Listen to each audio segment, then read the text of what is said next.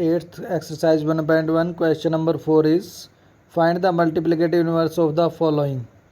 जो भी हमें यहाँ पर कुछ प्रॉब्लम्स दिए हैं 4-5 पार्ट्स में, इनका मल्टीप्लिकेटिव इनवर्स फाइंड करना है। तो ये मल्टीप्लिकेटिव इनवर्स क्या होता है हमने ऑलरेडी प्रीवियस वीडियो में बताया हुआ है। जब हमारे पास कोई a अपॉन b में कोई वैल्यू दी होती है तो इसका मल्टीप्लिकेटिव इनवर्स क्या हो सकता है, b अपॉन a।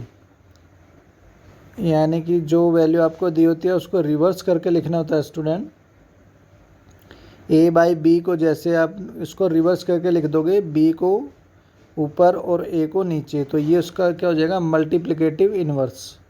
तो फर्स्ट पार्ट में जैसे आपको -13 गिवन है, तो -13 को आप कैसे राइट कर सकते हो, -13 को 1 डिवाइड में राइट कर सकते हो एज ए डिनोमिनेटर। तो इसको रिवर्स करके हम लिखेंगे, इसका मल्टीप्लिकेटिव इनवर्स हो जाएगा 1 अपॉन -13, यानी माइनस आप ऊपर लगा सकते हो, तो ये एज इट इज़ -1 अपॉन 13 आप इसको राइट कर सकते हो।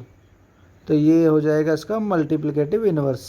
सेम एज सेकंड को आप चेक करें, -13 अपॉन 19 है, तो इसको रिवर्स करके लिखेंगे माइनस में 19 अपॉन 13, यानी कि जो आपका डिनोमिनेटर है वो न्यूमरेटर में चेंज हो जाता है और न्यूमरेटर को डिनोमिनेटर में चेंज करना है, रिवर्स करके राइट करना है। अब सेम एज थर्ड को भी हम करेंगे, 1/5 गिवन है, तो इस 1/5 का मल्टीप्लिकेटिव इनवर्स क्या हो जाएगा, 5/1, यानी कि 5 ही हो जाएगा। अगर नीचे 1 है आपके पास तो इसको आप डायरेक्ट 5 ही राइट कर सकते हैं। तो यहाँ पर इसका मल्टीप्लिकेटिव इनवर्स होगा 5। तो फोर्थ को चेक करते हैं, -5/8 मल्टीप्लाई -3/7, तो इसको मल्टीप्लाई कर लेते हैं सबसे पहले। तो -5 इंटू -3 क्या हो जाएगा, माइनस माइनस प्लस होता है, तो माइनस माइनस प्लस होता है वैसे। -5/8 मल्टीप्लाई -3/7, इसको क्वेश्चन की फॉर्म में लिख लिया मैंने। उसके बाद सॉल्व करते हैं, -5 इंटू -3 हो जाएगा 15 प्लस में आ जाएगा हमारे पास। अब 8 को 7 से मल्टीप्लाई करना है, हमने डिनोमिनेटर में राइट कर देना है। 8 7 जो कितना होता है 56। अब जो हमारा आया है ये 15/56 है, इसको रिवर्स करके लिखना है, इसका मल्टीप्लिकेटिव इनवर्स आ जाएगा।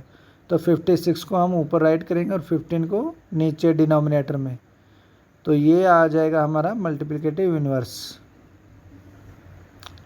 अब सेम एज हम इसका फिफ्थ पार्ट करेंगे, पहले इसको सॉल्व करेंगे। -1 मल्टीप्लाई -2/5, तो अब -1 और -2/5 को एज इट इज़ राइट करेंगे हम। -1 मल्टीप्लाई में -2/5, अब -1 को -2 से मल्टीप्लाई करेंगे, माइनस माइनस प्लस हो जाएगा और 2 बन जा 2। अब डिवाइड में नीचे 5 है, तो यहाँ पर जो 5 है वो सेम आ जाएगा हमारे पास, तो यहाँ पर आ जाएगा 2/5। आप देखो इसका मल्टीप्लिकेटिव इनवर्स क्या होगा, हम इसका रिवर्स करके लिख देंगे, यानी कि 5 ऊपर और 2 नीचे, तो इसका इनवर्स क्या आ जाएगा, मल्टीप्लिकेटिव इनवर्स 5/2। अब नेक्स्ट पार्ट देखिए, इसका सिक्स्थ पार्ट है ये, सॉरी ये फोर्थ गलती से लिखा गया है। तो यहाँ पर -1 अपॉन में 1 राइट करेंगे अपनी तरफ से।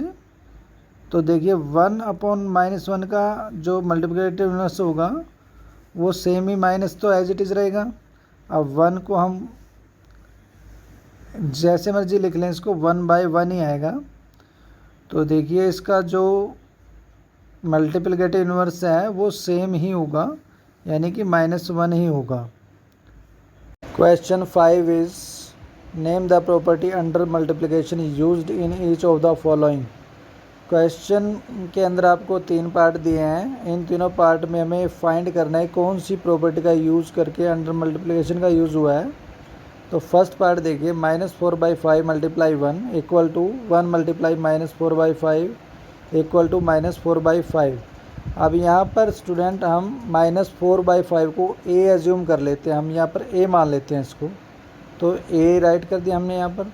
मल्टीप्लाई में 1 इक्वल टू हो जाएगा 1 मल्टीप्लाई में। अब -4/5 को हमने ए माना है, तो यहाँ पर भी हम ए राइट करेंगे मल्टीप्लाई में। फिर अगेन इक्वल में -4/5 को हम ए राइट करेंगे। अब देखिए ए मल्टीप्लाई 1 करते हैं, यानी किसी भी वैल्यू में 1 को मल्टीप्लाई करते हैं, या फिर 1 को उस वैल्यू में मल्टीप्लाई करते हैं, तो हमारा आंसर वो खुद की वैल्यू होगी, यानी वो वैल्यू हो गई, यानी वो ए ही हमारा आंसर होगा। तो -4/5 को अगर हम 1 से मल्टीप्लाई करें या 1 को 4/5 से मल्टीप्लाई करें, तो हमारा आंसर सेम वैल्यू होगी, यानी कि -4/5 ही हमारा आंसर होगा। तो ये हमें ये बताना है कि ये कौन सी प्रॉपर्टी है। तो ये कौन सी प्रॉपर्टी हो जाएगी स्टूडेंट, ये हो जाएगी मल्टीप्लिकेटिव आइडेंटिटी ऑफ 1। इसको बोलते हैं हम मल्टीप्लिकेटिव आइडेंटिटी ऑफ 1, यानी कि हम किसी वैल्यू में 1 को मल्टीप्लाई करें या 1 को उस वैल्यू में मल्टीप्लाई करें तो वो वैल्यू सेम ही होगी। अब सेकंड देखिए, -13/17 मल्टीप्लाई -2/7 इक्वल टू -2/7 मल्टीप्लाई -13/7। आप देखिए -13/7 और -13/7 दोनों में है, और 2/7 माइनस का 2/7 दोनों में ही है। तो आप सपोज इसको हम ए मान लेंगे और सेकंड वाले को बी मान लेते हैं, तो हम -13/17 को बी मान लेंगे और सेकंड को बी मान लेंगे। A multiply B equal to B multiply ये हो जाएगा हमारा ये प्रॉपर्टी। तो अब देखिए इंट्रोडक्शन में हम इसको क्या जानते हैं, कॉम्यूटेटिव प्रॉपर्टी। तो ये कौन सी प्रॉपर्टी हो जाएगी, ए मल्टीप्लाई बी ये इक्वल होता है बी मल्टीप्लाई ए, तो ये हो जाएगी हमारी कॉम्यूटेटिव प्रॉपर्टी। अब थर्ड देखिए हमारा -19/29 मल्टीप्लाई में 29/ -19। अब देखिए उसको कैंसिल करेंगे तो हमारे पास इक्वल टू 1 आता है। अब -19 को ए मानेंगे और 29 को बी मान लेंगे, तो ये हम राइट करेंगे a/b।